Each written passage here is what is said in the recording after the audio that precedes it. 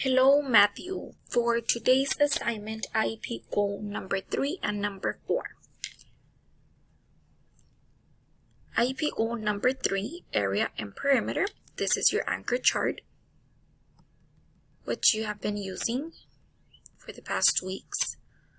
Remember, perimeter means adding all 4 sides, and area means multiply 2 touching sides. So for your worksheet, this should be worksheet number 3. It should look like this. You are going to be working on area. Area. Remember, area means multiplying 2 touching sides, like 5 times 3. Number 2, 6 times 3. Remember to show your work and your formula as well.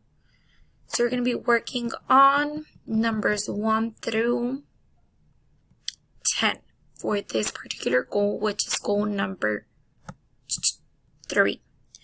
Goal number 4. Again, we have already been working on this for the past weeks. This is your anchor chart, point, line segment, line, and ray.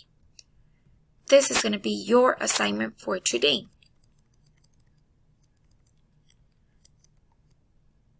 Answer questions 1 through 9 using your anchor chart.